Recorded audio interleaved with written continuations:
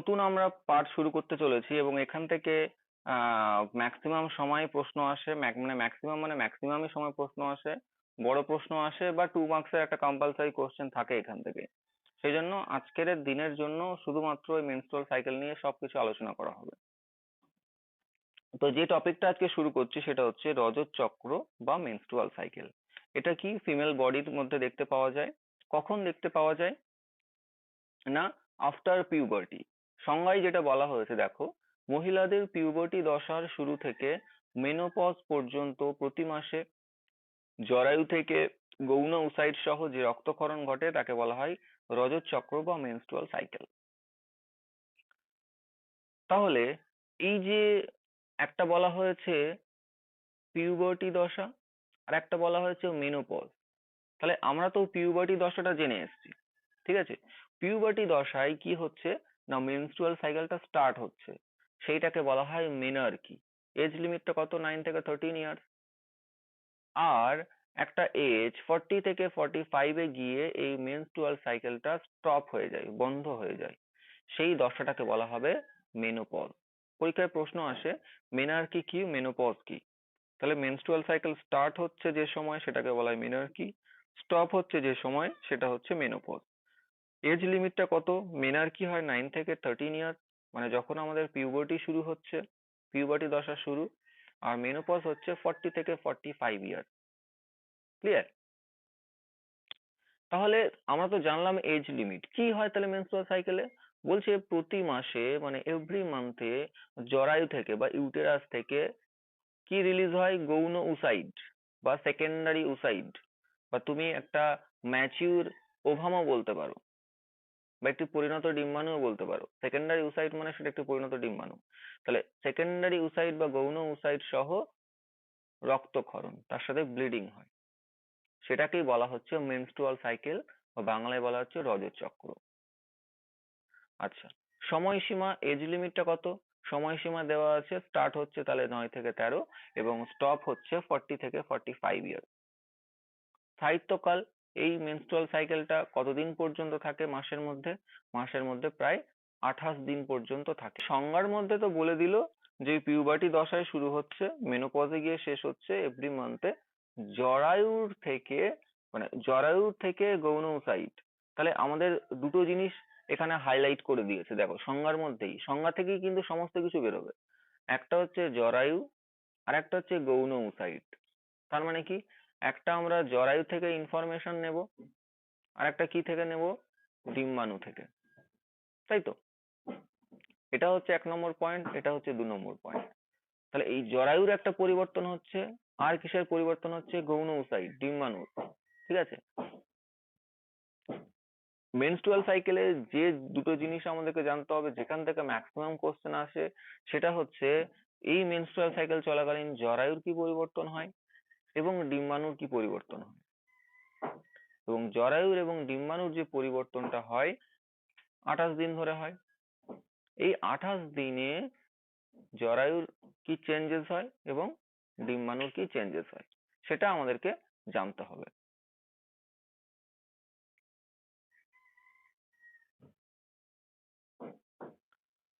দেখো, বলছে রজচক্রের সময় স্ত্রী জননতন্ত্রের পরিবর্তন।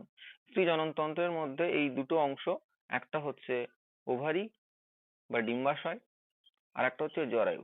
এই দুটোর কিন্তু পরিবর্তন হয়, যেহেতু ওভারির মধ্যে ওভাম থাকে, ওভাম তৈরি হয়, তাই এখানে আমি ডিম্বাশয়টাকে নিয়েছি।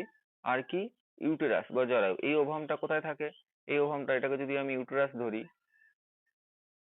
এই অংশটা যদি ইউটেরাস হয়, তাহলে এই অংশটা হচ্ছে আমাদের ফ্যালোপিয়ান টিউব বা ডিম্বনালী। ঠিক আছে, এখানে হচ্ছে আমাদের ওভাম তৈরি হচ্ছে, এই ওভামটা বেরিয়ে এসে এই অ্যাম্পুলাতে বসে। অ্যাম্পুলাতে যখন স্পার্ম আসে না, তখন কি করে? এই অ্যাম্পুলার মধ্যে থাকা ডিম্বাণুটা তখন বেরিয়ে আসে। বেরিয়ে এসে এই অঙ্গগুলো হচ্ছে জরায়ু। ঠিক আছে, জরায়ুর 3টে পার্ট আমি বলেছিলাম। তো এই যে জরায়ুর মধ্যে আসে, এবং জরায়ুর এই ওয়ালটা আছে, এই ওয়ালটার নাম কি? সব থেকে ভিতরের ওয়ালটার নাম হচ্ছে এন্ডোমেট্রিয়াম ওয়াল, তাই তো? এই এন্ডোমেট্রিয়াম ওয়ালের থেকে কিছু ব্লিডিং হয়, এবং তার সাথে কি রিলিজটা হয়ে যায়? এই যে ওভামটা ছিল, এই ওভামটা কিন্তু রিলিজ হয়ে যায় উইথ ব্লাড। কোথা থেকে? যোনি থেকে।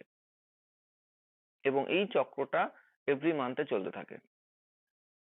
তাহলে ডিম্বাশয়ের মধ্যে ডিম্বাণু উৎপন্ন হচ্ছে, সেই ডিম্বাণুটা অ্যাম্পুলাতে আসছে কিসের জন্য? নিষিক্ত হওয়ার জন্য। তাহলে সেই ডিম্বাণুটা যদি নিষিক্ত না হয়, মানে স্পার্ম যদি না আসে, তখন কি হবে? এই ওভামটা তখন শরীরের মধ্যে আর থাকবে না, সেটা অকেজো হয়ে যাবে, বেরিয়ে আসবে এবং সেটা জরায়ুতে চলে আসবে এইখানটায়। এখান থেকে কিছু মানে blood with mucus, blood with mucus নিয়ে এই এবং তার সাথে এই যে ওভামটা আছে, এই ওভামটাকে নিয়ে সবাই একত্রিত হয়ে যোনি দ্বার দিয়ে বেরিয়ে আসবে। এটা এভরি মান্থে চলতে থাকে এবং সেটাই হচ্ছে রজচক্র বা মেনস্ট্রুয়াল সাইকেল। চেঞ্জেস গুলো কি কি হয়? ডিম্বাশয়ের কি কি পরিবর্তন হয়, আর ইউটেরাস বা জরায়ুর কি কি পরিবর্তন হয় ডিউরিং মেনস্ট্রুয়াল সাইকেল, মেনস্ট্রুয়াল চলাকালীন। তাহলে প্রথম 1 নম্বর পয়েন্টে দেওয়া আছে ডিম্বাশয় বা ওভারির কি চেঞ্জেস হয়। দেখো, রজচক্রের সময় ডিম্বাশয়ের পরিবর্তন টোটাল 4টে ফেজে আমরা ভাগ করেছি। একটা হচ্ছে ডিম্বস্থলী দশা, একটা হচ্ছে ডিম্ব নিঃস্রাবী দশা, একটা হচ্ছে পিত গ্রন্থি বা লিউটিয়াল দশা, আর একটা হচ্ছে রজস্রাবীয় দশা। সেটাকে ইংলিশে করলে কি পাওয়া যাবে? ডিম্বস্থলী দশা মানে ফলিকিউলার ফেজ। আমি কষ্ট করে এই ব্র্যাকেটে ইংলিশ টার্ম গুলো এই কারণে দিয়েছি, মানে নেক্সট এডুকেশনের ক্ষেত্রে, হায়ার এডুকেশনের ক্ষেত্রে তোমাদের সুবিধা হবে বলে। ঠিক আছে? বা যদি কেউ নিটের প্রিপারেশন নিচ্ছ, জেনপার প্রিপারেশন নিচ্ছ, বা জিপমার প্রিপারেশন নিচ্ছ, যে কোনো টাইপসের, বা কেবিপিওয়াই প্রিপারেশন নিচ্ছ, যে কোনো টাইপসের প্রিপারেশনে কিন্তু ইংলিশ টার্ম গুলো ভেরি হেল্পফুল করবে। তো ডিম্বস্থলী দশা মানে ফলিকিউলার ফেজ। ডিম্ব নিঃস্রাবী মানে যখন ডিম্বাণুটা বেরিয়ে আসে, কোথা থেকে বেরিয়ে আসবে? ডিম্বাশয় থেকে, সেটাকে বলা হয় ওভিউলেটরি ফেজ। পিত গ্রন্থি বা লিউটিয়াল ফেজ। আর একটা বলা হচ্ছে রজস্রাবীয় দশা, মানে যে টাইমটা মেনস্ট্রুয়াল সাইকেল, মানে মেনস্ট্রুয়ালের লাস্ট ফেজ, মেনস্ট্রুয়াল ফেজ বলা হয়। ঠিক আছে? তো এবারে আমরা এক একটা পয়েন্ট ধরে পড়বো যে এক একটা পয়েন্টে কি কি হয় এবং তার মধ্যে কি কি চেঞ্জেস গুলো দেখতে পাওয়া যায়। তো ফার্স্টে বলা হচ্ছে ডিম্বস্থলী দশা। ঠিক আছে? এটা 1 থেকে 14 দিন ধরে চলতে থাকে। 1 নম্বর, আমি যদি এটাকে একটা কোনো সাইকেলের মানে গোল রাউন্ড একটা ডায়াগ্রাম নিই, তাহলে 1 to 14 days, ঠিক আছে, 1 to 14 days কিন্তু এই ডিম্বথলি বা ফলিকিউলার ফেজটা চলতে থাকে। মানে এখানে কি হয়? এখানে ডিম্বাশয়ের মধ্যে এই যে step by step primary oocyte, secondary oocyte, ঠিক আছে, তারপরে যে পরিণত বা গ্রাফিয়ান ফলিকল, সেই গ্রাফিয়ান ফলিকল থেকে কি হয়? ডিম্বাণুটা বেরিয়ে আসে।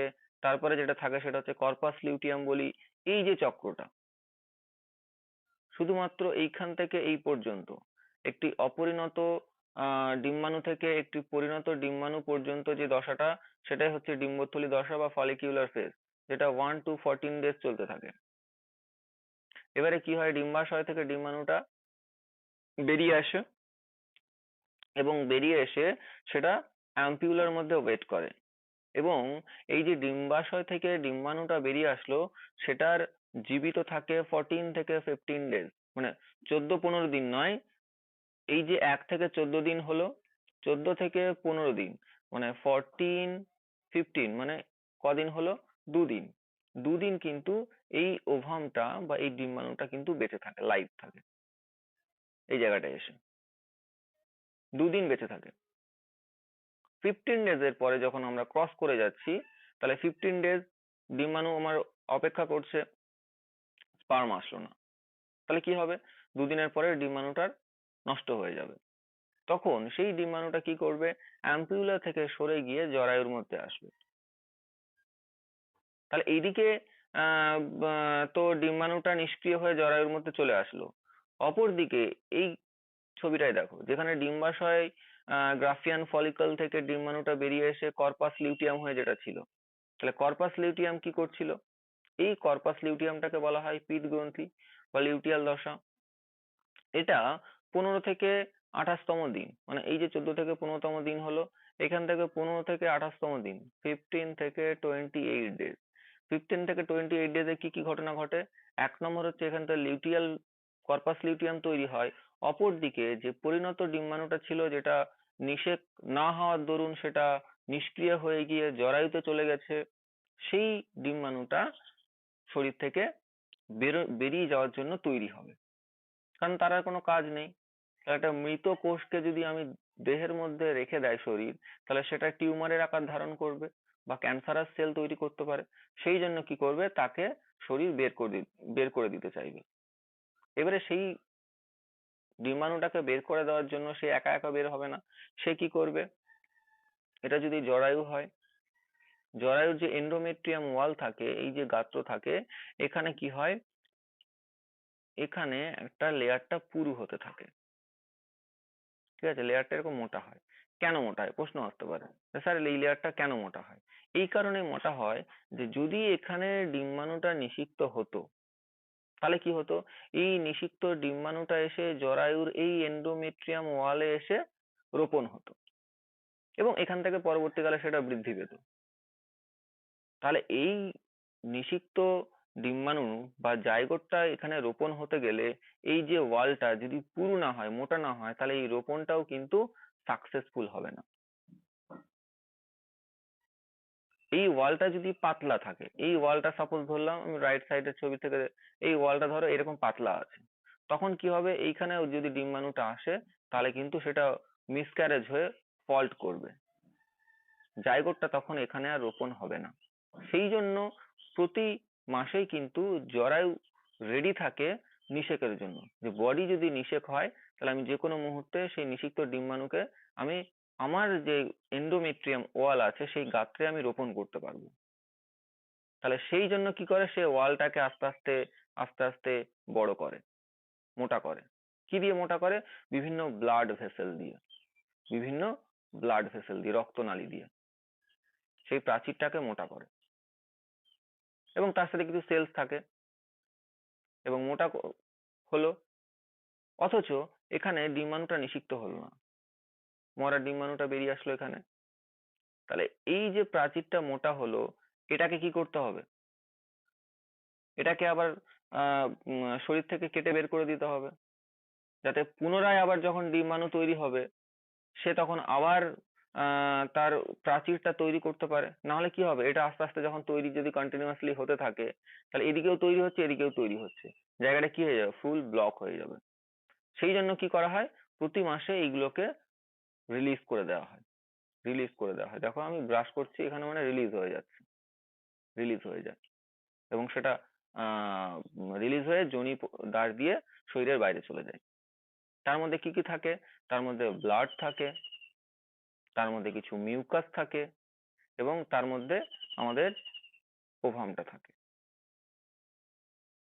এবারে প্রশ্ন আসতে পারে, মনে মনে কোশ্চেন হতে পারে, বা অনেক সময় পরীক্ষার প্রশ্ন দেয় যে মেনস্ট্রুয়াল সাইকেলে ব্লাড কেন থাকে, বা যে পদার্থটা শরীর থেকে বেরিয়ে আসে তার মধ্যে ব্লাড কেন থাকে।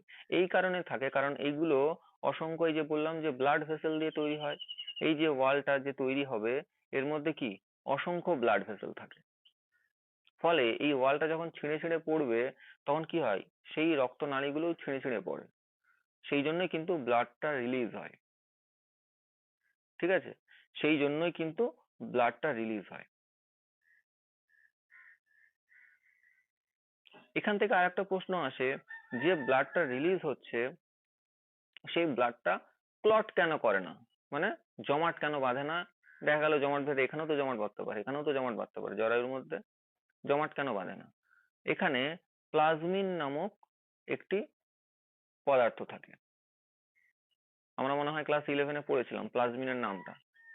ঠিক আছে, তো কি করে, এই যে প্লাজমিন, প্লাজমিন ইউটেরাসের মধ্যে থাকা যে এই যে ব্লিডিং গুলো হচ্ছে এন্ডোমেট্রিয়াম ওয়ালে, এই মানে ব্লিডিং গুলোকে বা রক্ত যে ক্ষরণটা হয় সেই রক্তগুলোকে ক্লট হতে দেয় না। কে দেয় না? প্লাজমিন। ঠিক আছে, তাহলে এই যে চেঞ্জেস গুলো হচ্ছে এগুলো হচ্ছে সব ডিম্বাশয়ের মধ্যে। কার মধ্যে হচ্ছে? ডিম্বাশয়ের মধ্যে। এইবারে মজার বিষয় হচ্ছে, ডিম্বাশয়ের মধ্যে, স্যার আপনি এতক্ষণ ধরে যা বললেন ডিম্বাশয়ের কিছু গল্প দিলেন না তো। ডিম্বাশয়ের মধ্যে যে জিনিসটা হয় সেটা হচ্ছে হরমোনাল কন্ট্রোল। এখানে ভালো করে ফলো করে আমি লিখেছি ইস্ট্রোজেন এবং প্রোজেস্টেরনের যে রোলটা। তাহলে কে ইস্ট্রোজেন দেয় আমাদেরকে? গ্রাফিয়ান ফলিকল, সে ইস্ট্রোজেন দেয়। আর কর্পাস লিউটিয়াম সে কি দেয়? Progesterone hormone. তাহলে গ্রাফিয়ান ফলিকল মানে পরিণত ডিম্বথলি, তাই তো? তাহলে এখানে দেখো ডিম্বথলি দশা শুরু হয়েছে 1 to 14 days। তাহলে যতক্ষণ পর্যন্ত একটা ডিম্বাশয়ের মধ্যে সে ডিম্বথলিটা থাকছে বা ডিম্বাণুটা থাকছে, সেটা হচ্ছে গ্রাফিয়ান ফলিকল ফেজ বা পরিণত ডিম্বথলি দশা। এবং ততক্ষণ পর্যন্ত ইস্ট্রোজেন কিন্তু ক্ষরণ হবে এবং এটা হাই লেভেলে চলে যাবে এই ডিম্ব নিঃস্রাবী বা ওভিউলেটরি ফেজে গিয়ে। ঠিক আছে? ইস্ট্রোজেনের লেভেলটা হাই হয়ে যাবে তখন। যেই না একটা গ্রাফিয়ান ফলিকল বা পরিণত ডিম্বথলির থেকে ডিম্বাণুটা বেরিয়ে যাবে, সেই মানে ফাঁকা পড়ে থাকা থলিকে আমরা বলবো কর্পাস লিউটিয়াম। যেই কর্পাস লিউটিয়াম পড়ে যাবে, এখান থেকে ডিম্বাণুটা বেরিয়ে আসলো, তাহলে এটাকে বলা হচ্ছে কর্পাস লিউটিয়াম। ছিল আগে গ্রাফিয়ান ফলিকল, যেহেতু ডিম্বাণু বেরিয়ে গেছে তাই নাম দিয়েছি আমরা কর্পাস লিউটিয়াম। এই কর্পাস লিউটিয়াম কি করবে? প্রোজেস্টেরন হরমোন রিলিজ করবে এবং এটা চলবে প্রায় 15 থেকে 28 days। তাহলে আমি এটাকে যদি ভাগ করে দিই 1 থেকে 15 days আর 15 থেকে 28 days, এটা হচ্ছে ইস্ট্রোজেন লেভেল হাই থাকে, এখানে হচ্ছে প্রোজেস্টেরন লেভেল হাই থাকে। কেন হাই থাকে? কারণ 1 থেকে 15 এটা হচ্ছে গ্রাফিয়ান ফলিকল থাকে বলে, আবার 15 থেকে 28 এটা হচ্ছে কর্পাস লিউটিয়াম থাকে বলে, সিএল। তাহলে গ্রাফিয়ান ফলিকল থেকে কোন হরমোনটা রিলিজ হয়? ইস্ট্রোজেন। আর কর্পাস লিউটিয়াম থেকে কোন হরমোনটা ক্ষরণ হয়? প্রোজেস্টেরন। তাই তো? এইভাবে কিন্তু তোমরা মনে রাখতে পারো। তাহলে এই মেনস্ট্রুয়াল সাইকেলকে যদি আমি দুটো ভাগে ভাগ করে দিই, একটা হচ্ছে ফলিকিউলার দশা, একটা হচ্ছে লিউটিয়াল দশা। মানে ফলিকিউলার মানে গ্রাফিয়ান ফলিকল দশা, আর লিউটিয়াল দশা মানে যখন কর্পাস লিউটিয়াম তৈরি হচ্ছে। যদি দুটো ভাগে ভাগ করে দিই, তাহলে কোন দশায় কোন হরমোনের প্রভাব বেশি থাকে? যখন ফলিকিউলার দশা চলছে তখন হচ্ছে ইস্ট্রোজেনের লেভেল হাই থাকে। আবার যখন লিউটিয়াল ফেজ চলে তখন কোন লেভেলটা হাই থাকে? প্রোজেস্টেরন লেভেল হাই থাকে। এটা কিন্তু কোশ্চেন আসে। এখানে আমরা ডায়াগ্রামটা দেখলে বুঝতে পারবো।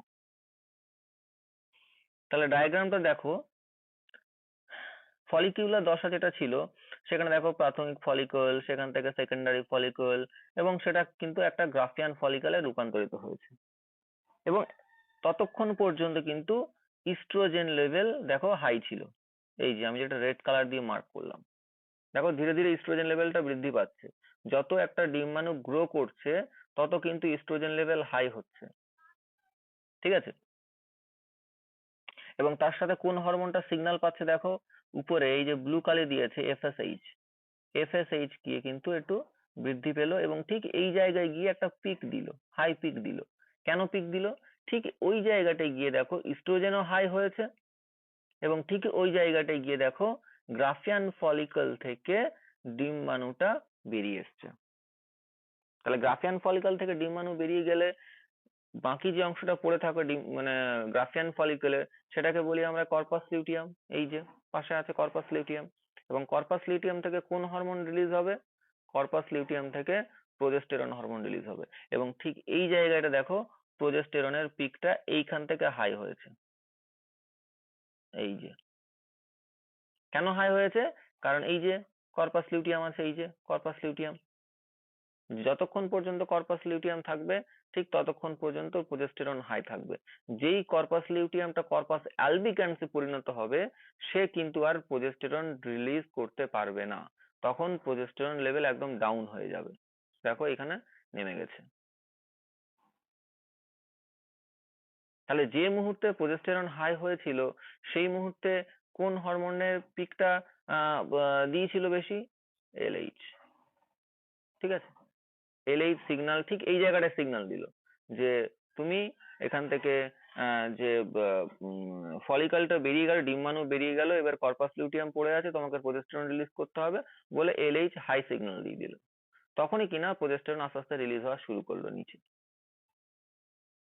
তাহলে একাধারে আমরা হরমোনাল কন্ট্রোলটা দেখছি যে ফলিকিউলার দশা যতক্ষণ পর্যন্ত ডিম্বাণু তৈরি হচ্ছে ততক্ষণ পর্যন্ত হরমোনের কি চেঞ্জেস হচ্ছে, আবার সেটা যখন লিউটিয়াল দশা হচ্ছে, ডিম্বাণু বেরিয়ে গিয়ে যখন শুধুমাত্র গ্রাফিয়ান ফলিকলের বাকি অংশটা পড়ে থাকছে, সেক্ষেত্রে কোন হরমোনটা রিলিজ করছে। তাহলে এটা তো আমরা বললাম ডিম্বাশয়ের চেঞ্জেস এবং তার সাথে হরমোনাল কন্ট্রোল। তাহলে জরায়ুর কি পরিবর্তন হয়, এটাকে জরায়ুর পরিবর্তনটা দেখতে গেলে এর আগের ডায়াগ্রামটা দেখতে হবে আমাকে। এই যে জরায়ুর পরিবর্তন, টোটাল মেনস্ট্রুয়াল সাইকেলকে এই চারটে ভাগে ভাগ করা হয়েছে, 1 নম্বর, 2 নম্বর, 3 নম্বর, 4 নম্বর। আমরা প্রথমে 2 নম্বর থেকে শুরু করি, ঠিক আছে। বলা হচ্ছে 6 থেকে 13 ডেজ, বা তুমি এটাকে 6 to 14 ডেজ হিসেবেও নিতে পারো। তা আমি যে ছবিটা আছে সেই ছবির উপরে বেস করে আমি বলে দিচ্ছি, তাহলে বুঝে যাবে। এটা ভ্যারি করে, ঠিক আছে, সবার ক্ষেত্রে সমান নয়, এটা ভ্যারি করে। কারো ক্ষেত্রে 5 থেকে 14 হতে পারে, কারো ক্ষেত্রে 5 থেকে 13 হতে পারে, কারো ক্ষেত্রে 6 থেকে 12 হতে পারে, 6 থেকে 13 হতে পারে, জাস্ট ভ্যারি করে। কিন্তু অ্যাভারেজ হিসেবে এখানে ক্যালকুলেশন করে বলা আছে। বলছে 6 থেকে 13 ডেজ সেটা হয় নিরাময় এবং ক্রমবর্ধনশীল দশা। কি হয় না, যে সময় মানে মেন্সটা চললো, দেখা গেলো এখানে জরায়ু গাত্রে এখানে প্রচুর ওই যে নালী, রক্ত প্রাচীর এই সমস্ত ছিল, ডিম্বাণু ছিল, মিউকাস ছিল, সেটা কি হলো, সেটা রিলিজ হয়ে গেল এই জায়গাটায়, রিলিজ হয়ে শুধুমাত্র যে জরায়ুর যে এন্ডোমেট্রিয়াম ওয়াল সেটা মাত্র পড়ে থাকলো ক্ষত বিক্ষত অবস্থায়। তাহলে সেই ক্ষত বিক্ষত জরায়ুর প্রাচীরটাকে কি করতে হবে, নিরাময় করতে হবে, রিপেয়ার করতে হবে। এই রিপেয়ারটা 6 থেকে 13 দিন পর্যন্ত চলতে থাকে। মানে মাসের যদি আমি 1 থেকে 20 ডেজ ক্যালকুলেট করি, তারিখ ক্যালকুলেট করি, 6 তারিখ থেকে 13 তারিখ পর্যন্ত এই নিরাময়টা চলতে থাকে। তাহলে এখানে কি হয়ে গেল, তাহলে এখানে আমাদের প্রাচীর রিপেয়ার হয়ে গেল, প্রাচীরটা একদম সুস্থ হয়ে গেল। কার প্রাচীর, জরায়ু প্রাচীর, প্রাচীরের নাম কি এন্ডোমেট্রিয়াম। রিপেয়ার হয়ে যাওয়ার পরে ওদিকে তখন ডিম্বাশয়ের কাছে সিগন্যাল চলে গেছে যে এদিকে ইউটেরাসের ওয়াল একদম রেডি, তুমি ওভাম রিলিজ করো। তখন কি করলো, গ্রাফিয়ান ফলিকল ওভাম রিলিজ করে দিল, ডিম্বাণুকে বের করে দিল, এবং সেটা অ্যাম্পুলাতে চলে আসলো। এই অ্যাম্পুলাতে আসে, যেটা বললাম মাসের 6 থেকে 13 তারিখ পর্যন্ত নিরাময় হওয়ার পরে 14 এবং 15, যেহেতু আমি কি বলেছিলাম 48 ঘন্টা মানে 2 দিন একটা ডিম্বাণু বেঁচে থাকে, তাই এখানে 2 ডেজ ক্যালকুলেশন করা হয়েছে। 14 এবং 15, 14 এবং 15 তারিখ এই 2 দিন ডিম্বাণু নিঃসরণ দশার মধ্যে নেওয়া হয়েছে।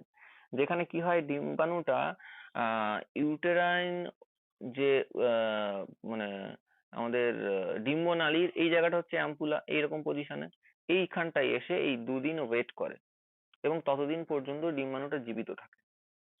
যখনই কিনা কোনো স্পার্ম আসে না, তখন এই ডিম্বাণুটা মৃত হয়ে যায় বা ডিঅ্যাক্টিভেট হয়ে যায়, এবং তখনই শুরু হয়ে যায় ঠিক এই 15 থেকে 16তম দিন থেকে শুরু হয়ে যায় প্রাক রজস্রাবীয় দশা বা প্রি মেনস্ট্রুয়াল সাইকেল। সেটা চলতে থাকে পুরো 28 দিন পর্যন্ত, মানে 16 তারিখ থেকে 28 তারিখ পর্যন্ত। কি হয়, এই প্রাচীরটা দেখো, জরায়ু প্রাচীরটা আস্তে আস্তে পুরু হয়, এরকম পুরু হতে থাকে, বিভিন্ন রক্তনালী, বিভিন্ন মিউকাস, এই সমস্ত দিয়ে এগুলো পুরু হতে থাকে। প্রাক রজস্রাবীয় দশা বলা আছে, প্রি মেনস্ট্রুয়াল সাইকেল। যেই 28 তারিখ ক্রস করলো, যখনই আবার 1 তারিখে পড়ছে বা 1 নম্বর দিন পড়ছে, তখনই কিনা মেনস্ট্রুয়াল শুরু হয়ে যায়। কি হয় এখানে, তখন এই প্রাচীর কেটে কেটে ভেঙে ভেঙে কি হয়, শরীরের বাইরে রিলিজ হতে থাকে। দেখো আমি ব্রাশ দিয়ে মুছে দিচ্ছি, রিলিজ হয়ে জরায়ু তার আগের অবস্থায় আবার ফিরে আসে। এবং কেটে কেটে এই যে ঝরে ঝরে পড়ে যাচ্ছে মিউকাস, তার সাথে ব্লাড, তার সাথে আরো কিছু অঙ্গাণু, সেইটা চলে 1 থেকে 5, 1 থেকে 5 তারিখও বলতে পারো, বা 1 থেকে 5 দিন। এবার কারো ক্ষেত্রে এটা 3 দিন হয়, কারো ক্ষেত্রে এটা 4 দিন হয়, ম্যাক্সিমাম 5 দিন হতে পারে। তাহলে 5 দিন ধরে কি হলো, এই যে জরায়ুর গাত্রে যে বিভিন্ন রকমের ব্লাড ভেসেল গুলো ছিল বা ডিম্বাণু ছিল বা আরো কিছু মিউকাস ছিল, সেগুলো কি হলো, পরিষ্কার হয়ে গেল। এই দশাটাকে বলা হয় রজস্রাবীয় দশা, ঠিক আছে, বা মেনস্ট্রুয়াল ফেজ। আবার কি হবে, আবার এই রজস্রাবীয় দশা পার করে আবার সেটা নিরাময় এবং ক্রমবর্ধনশীল দশা, মানে এগুলোকে রিপেয়ার হবে, এগুলো রিপেয়ার হয়ে গেল, সিগন্যাল পেয়ে গেল, আবার ডিম্বাণুটা অ্যাম্পুলাতে আসবে, অ্যাম্পুলাতে যখন নিষিক্ত হবে না সেটা আবার বেরিয়ে যাওয়ার জন্য চেষ্টা করবে, এবং একই সাথে জরায়ুর ওয়াল শুরু হবে, মানে প্রাক রজস্রাবীয় দশা চলবে, তারপর আবার রজস্রাবীয় দশায় পড়বে, মানে তখন এই ওয়ালটা আবার রিপেয়ার হয়ে যাবে, পুনরায় তার আগের জায়গায় ফিরে আসবে। এই রকম করে চলতে থাকে, আর এটাই হচ্ছে মেনস্ট্রুয়াল সাইকেল। জরায়ুর যে চেঞ্জেসটা দেখো এই ডায়াগ্রামে খুব সুন্দর করে দেওয়া আছে। তাহলে এই যে আমি বললাম 1 থেকে 5তম দিন, মানে 5 দিন ধরে এই যে মেনস্ট্রুয়াল ফেজ চলছে, সেখানে দেখো জরায়ুর যে প্রাচীর সেটা দেখো আস্তে আস্তে কমে যাচ্ছে, মানে কি হচ্ছে, প্রাচীরগুলো ছিঁড়ে ছিঁড়ে পড়ছে, এবং প্রাচীরটা দেখো এই জায়গাটা এসে পাতলা হয়ে গেছে। আবার এখান থেকে কি হয়েছে, আবার ওই যে নিরাময় চলছে, নিরাময়টা কতদিন চলতে থাকে, 15 দিন পর্যন্ত চললো, 15 days পর্যন্ত চললো, এবং ঠিক এই জায়গায় এসে দেখো ডিম্বাণুটা নিঃসরণ হয়েছে, মানে এই অ্যাম্পুলাতে এসে ডিম্বাণুটা ওয়েট করছে, স্পার্ম আসলো না, তখন কি হলো, স্পার্ম যখন আসলো না এই ডিম্বাণুটা ডিঅ্যাক্টিভেট হয়ে গেল, এই ডিম্বাণুটা তখন কি করবে, জরায়ুর ইউটেরাসের দিকে চলে যাবে যাতে শরীর থেকে বেরিয়ে যায়। এবং ঠিক একই সময়ে জরায়ুর কি পরিবর্তন হচ্ছিল, জরায়ু চাইছিল যে যাতে নিষিক্ত হয়, বা এই যে ডিম্বাণুটা বেরিয়ে আসলো সে যাতে নিষিক্ত হয়ে আমার জরায়ুর গাত্রে এসে রোপণ হয়, সেই জন্য কিন্তু প্রাচীরটাকে মোটা করেছিল। এই যে এত লেন্থে হয়েছে দেখো, ছিল এই জায়গাটা, সেখান থেকে হয়ে গেল এত পুরু, কেন পুরু হলো, যাতে নিষিক্ত ডিম্বাণুটা জাইগোটটা এসে এখানে রোপণ হয়, এখান থেকে আস্তে আস্তে গ্রো করবে। যখন দেখছে নিষিক্ত হলো না, তাহলে এই একটা কি করবে, এই প্রাচীরটা এত মোটা নিয়ে কি করবে, সেটা কিন্তু আবার ক্ষয় হতে শুরু করবে ঠিক এই জায়গাটা। আর এই যে ব্লাড ভেসেল গুলো এখানে দেওয়া আছে, এই যে সব পাকানো পাকানো দেখছো, এগুলো হচ্ছে ব্লাড ভেসেল। তাহলে এগুলো যখন কেটে কেটে পড়বে, এগুলো যখন কেটে কেটে পড়বে, তাহলে কি হবে, অবশ্যই ব্লিডিং হবে, অবশ্যই ব্লিডিং হবে। এই হচ্ছে টোটাল মেনস্ট্রুয়াল সাইকেল। তার সাথে হরমোনাল চেঞ্জেস, ইস্ট্রোজেনের লেভেল কখন হাই থাকে, প্রোজেস্টেরন লেভেল কখন হাই থাকে, একই সাথে এফএসএইচ এবং এলএইচ এর রোল, একই সাথে ডিম্বাশয়ের কখন কখন পরিবর্তন হচ্ছে, এবং একই সাথে জরায়ুর কি কি পরিবর্তন হচ্ছে।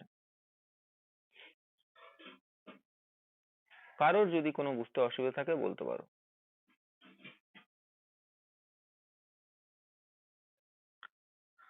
এই যে জরায়ুর যে চেঞ্জেস গুলো সেখানে আমি এখানে লিখে দিয়েছি, নিরাময় এবং ক্রমবর্ধনশীল দশা, ডিম্বাণু নিঃসরণ দশা, প্রাক রজস্রাবীয় দশা, রজস্রাবীয় দশা, একদম ছক করে দেওয়া আছে, বুঝতে আশা করি কোনো অসুবিধা হবে না।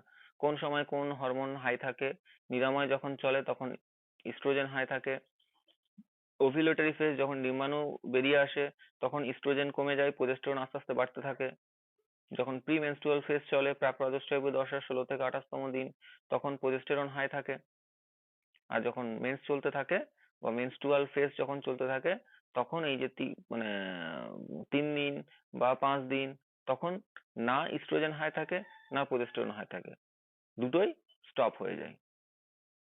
ঠিক আছে, মেনস্ট্রুয়াল চলাকালীন পরীক্ষায় অনেক সময় প্রশ্ন আসে কিন্তু, কোন ফেজে ইস্ট্রোজেন এবং প্রোজেস্টেরনের লেভেল লো থাকে বা একদম ডিক্রিজ থাকে বা স্টপ থাকে, সেটা হবে মেনস্ট্রুয়াল ফেজ, রজস্রাবীয় দশা। প্রত্যেকটা ফেজ ধরে কিন্তু প্রশ্ন আসে, প্রি মেনস্ট্রুয়াল ফেজে কোন হরমোন লেভেল হাই থাকে, ঠিক আছে, রিপেয়ারিং অ্যান্ড প্রলিফারেটিভ ফেজ বা নিরাময় ক্রমবর্ধনশীল দশায় কোন হরমোনটা হাই থাকে, বা ডিম্বাশয়ের পরিবর্তনে এই ওভিলেটরি ফেজ ডিম্ব নিঃস্রাবী দশা কোন হরমোনটা হাই থাকে। এখান থেকে আমাদের মেনস্ট্রুয়াল সাইকেল থেকে একটা ছোট্ট ইনফরমেশন আমাদেরকে জেনে রাখতে হবে।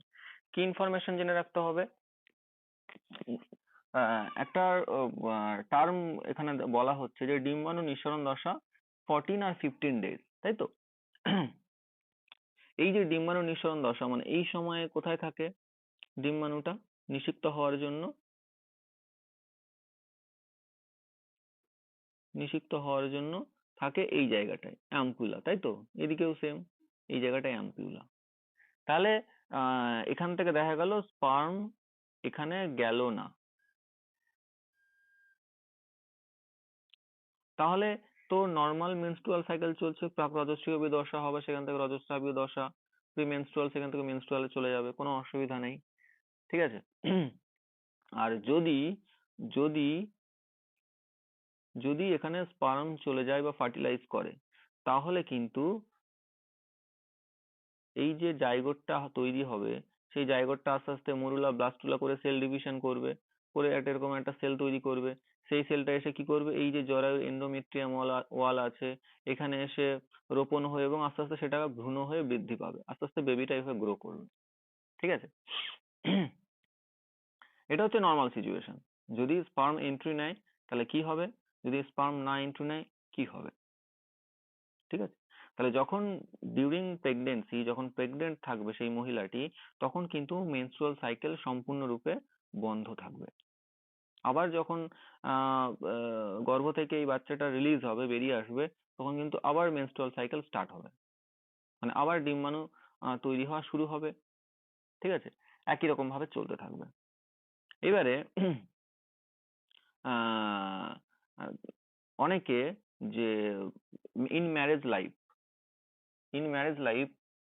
without any without using any condom or any other things, যেটা কিনা আমাদের কি করে, গর্ভ নিরোধক করে, বা অনেক ট্যাবলেটস আছে, অনেক কিছু প্রসেস আছে, তার মধ্যে সব থেকে কম খরচ এবং সেটা হচ্ছে কন্ডম ইউজ করা। কন্ট্রাসেপটিভ পিল আছে, বিভিন্ন কন্ট্রাসেপটিভ পিল আছে, যে পিলগুলো কি হয়, বিভিন্ন ফিমেল বডির ক্ষেত্রে তাদের হরমোনাল কন্ট্রোল, খাওয়া দাওয়া, তাদের বডি ব্যালেন্স সমস্ত কিছু চেঞ্জ থাকে, সেই জন্য পিলগুলো কি হয়, শরীরের ক্ষতি করে।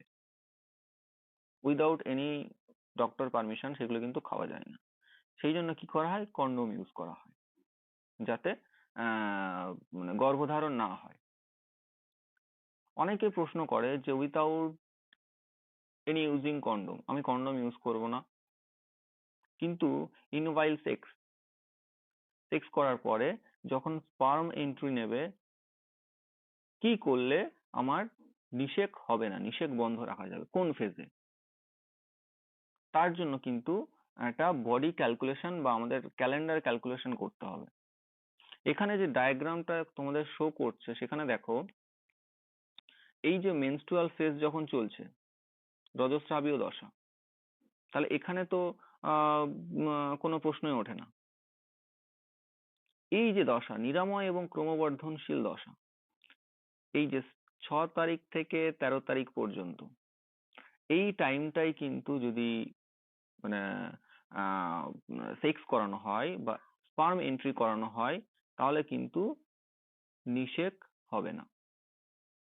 ঠিক একই রকম এই ফেজটা, এখানেও যদি আমি স্পার্ম এন্ট্রি করাই, তাহলে কিন্তু নিষেক হবে না। সেফ টাইম কখন ধরা হয়, ঠিক 20 তারিখ থেকে 28 তারিখ পর্যন্ত, আর এদিকে 6 তারিখ থেকে 11 তারিখ পর্যন্ত। এই টাইমটা হচ্ছে সেফ টাইম, যেখানে কি হবে, যেখানে কোনো গর্ভনিরোধক হিসেবে কন্ডোম ইউজ করতে হবে না, কোনো কন্ট্রাসেপটিভ পিল ইউজ হবে না, সেখানে কিনা যদি আমি স্পার্ম এন্ট্রি করাই, তাহলে কিন্তু ফার্টিলাইজেশন হবে না। কেন হবে না, কারণ এই যে ডিম্বাণু নিঃসরণ হয়েছে আমার কততম দিনে, 1 নম্বর হচ্ছে 14তম দিন এবং 15তম দিনে। তারপরে 15তম দিন যখন ক্রস করে যাচ্ছে, 16, 17, 18 যখন চলে যাচ্ছে, তখন কি হচ্ছে, সেই ডিম্বাণুটা ইনঅ্যাক্টিভ হয়ে যাচ্ছে, সে কিন্তু নিষেক করতে পারবে না। একই রকম ভাবে রজস্রাবীয় দশার পরে কি হয়, সবে ডিম্বাণুটা তৈরি হওয়া শুরু হচ্ছে, ইম্যাচিউর কন্ডিশন, তখনই যদি আমি স্পার্ম এর মধ্যে প্রবেশ করাই শরীরের মধ্যে, তাহলে কিন্তু নিষেক হবে না। কেন হবে না, ইম্যাচিউর ওভাম, ঠিক আছে। তো এরপরে আমরা জন্ম নিয়ন্ত্রণ, ঠিক আছে, জন্ম নিয়ন্ত্রণের মধ্যে এগুলো পড়তে হবে, কি কি পদ্ধতি আছে, কোন কোন পদ্ধতি অবলম্বন করলে আমরা জন্ম নিয়ন্ত্রণ করতে পারবো, তারপরে গর্ভ নিরোধক হিসেবে আমরা কি কি ব্যবহার করতে পারবো, ঠিক আছে, সেগুলো কিন্তু আমরা নেক্সট ফেজে পড়বো। তাহলে এইটা বোঝা গেল যে কোন ফেজে, মেনস্ট্রুয়াল সাইকেলের কোন ফেজে স্পার্ম যদি এন্ট্রি নেয়, তাহলে সেই মহিলাটি গর্ভধারণ করতে পারবে না বা ফার্টিলাইজেশন হবে না, এবং কেন হবে না। তাহলে ডিম্বাণু নিঃসরণ হচ্ছে এই 14 এবং 15তম দিন, তাহলে এই সময় যদি আমি স্পার্ম এন্ট্রি করাতে পারি একমাত্র, তাহলে সেটা হবে 100%, নট 100%, এটা হবে 99% সাকসেসফুল ফার্টিলাইজেশন। আর যদি আমি এই সময় এন্ট্রি করাই বা এই সময় এন্ট্রি করাই, তাহলে কি হবে, সাকসেস রেটটা একদম কিন্তু প্রায় 1% থাকবে।